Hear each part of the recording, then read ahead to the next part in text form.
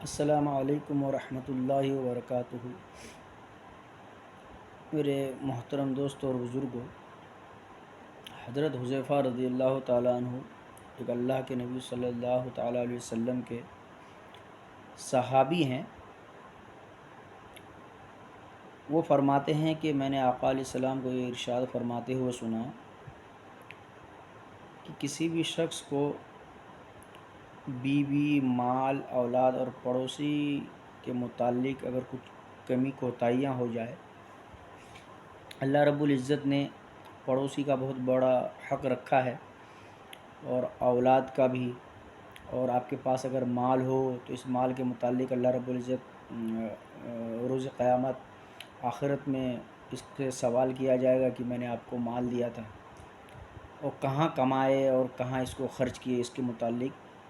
اللہ کی طرف سے پوچھ ہوگی۔ اور اسی طریقے سے بیوی ہے جو 24 گھنٹہ آپ کی خادمہ بن کر کے پھرتی رہتی ہے، گھر میں کام کرتی رہتی ہے، آپ کے بچے کو سنبھالتی ہے، تو اس کے بارے میں آقا علیہ السلام کا ارشاد ہے کہ اگر ان 4 چیزوں کے بارے میں بتائے گی کہ بیوی، مال، اولاد اور پڑوسی، اس کے متعلق احکامات کے سلسلے میں اگر کچھ کمی کوتاہیاں ہو گئی ہو، ان کے جو احکامات ہے، بیوی کا کیا حق ہے، اور مال کو کیسے استعمال کرنا چاہیے، کہاں سے کمانا چاہیے، اور اولاد کو اولاد کی کیسی تربیت کرنی چاہیے، اور پڑوسیوں کا جو حق ہے تو اس کا کیسا خیال رکھنا چاہیے، اگر اس کے متعلق اگر کوئی احکامات کے اندر میں کچھ کمی زیادتی ہو گئی ہو، کیونکہ یہ حقوق العباد ہے، یہ حقوق اللہ نہیں ہے۔ حقوق اللہ اسے کہتے ہیں جو اللہ کا حق ہے، اور اللہ کا جو حق ہے تو اللہ تو ہے ہی 70 ماہوں سے زیادہ محبت کرنے والے، کیونکہ اللہ رب العزت نے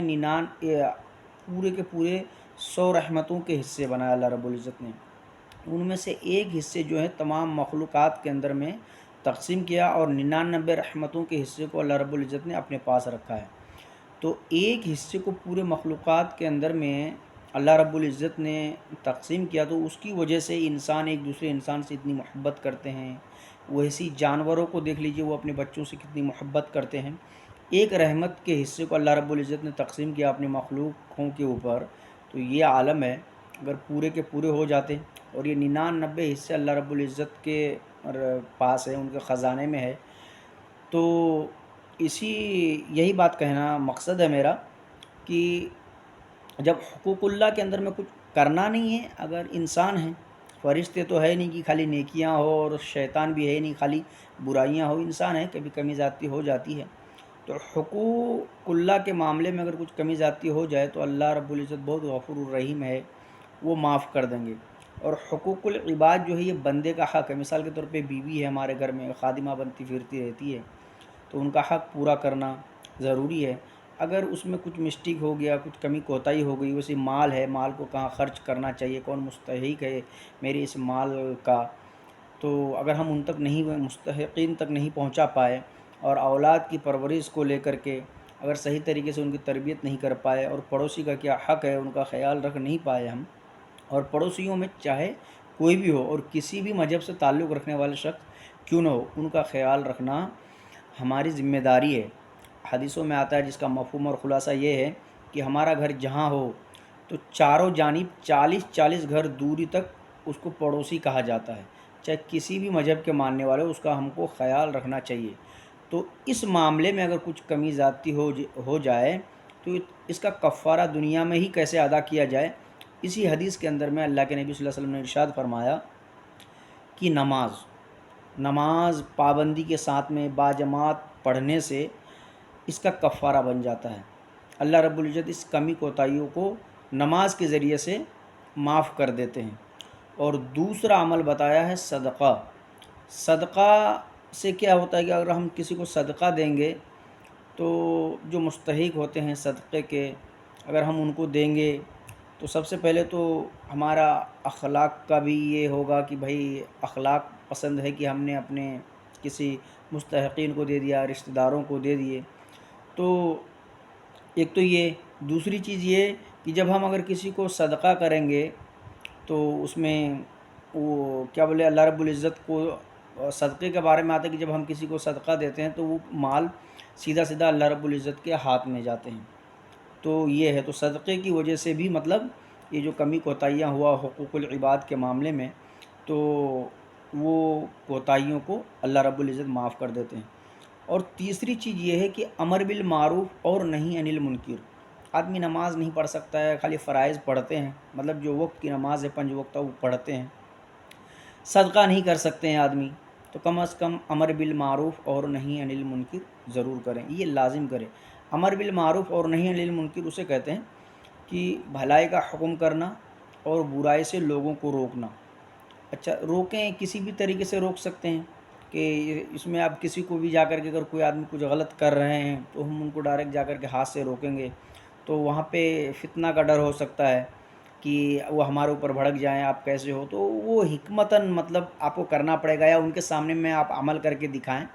تو مقصد یہی ہے کہ امر بالمعروف اور نہی عن المنکر کا مقصد یہی ہے کہ ہم لوگوں کو برائی سے روکیں اور اچھائی کا حکم کریں اور خود بھی اس کے اوپر ہم عمل کریں. تو یہ حقوق العباد کے متعلق ہے کہ اپنی بیوی کے معاملے میں اگر کچھ کوتاہی ہو گئے ہو، اپنے رشتہ داروں کے معاملے میں کوتاہی ہو گئی. اس حدیث میں 4 باتیں بتائی گی. اپنی بیوی اور مال اور اولاد اور پڑوسی کے متعلق اگر کچھ کمی کوتاہی ہو گئی ہو تو اس کا کفارہ نماز، صدقہ، امر بالمعروف اور نہی عن المنکر ہے. تو نہی عن المنکر جو ہے نا، لوگوں کو مطلب اچھائی کا حکم کرنا. اچھا، کیونکہ یہ تمام نبی جو ہے نا، تمام نبیوں کا اس دنیا کے اندر میں منتخب کر کے اس دنیا کے اندر میں تشریف لانا، لوگوں کی آمد کا جو مقصد ہے نا، یہی ہے.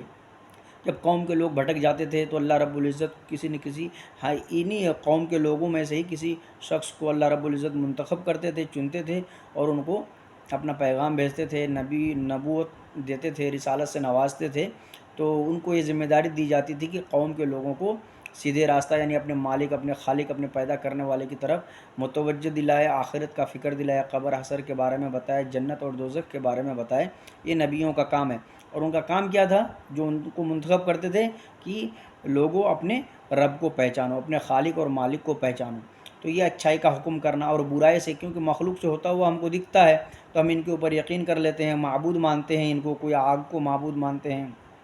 کوئی چاند کو معبود مانتے ہیں، تو کوئی سورج کو، تو کوئی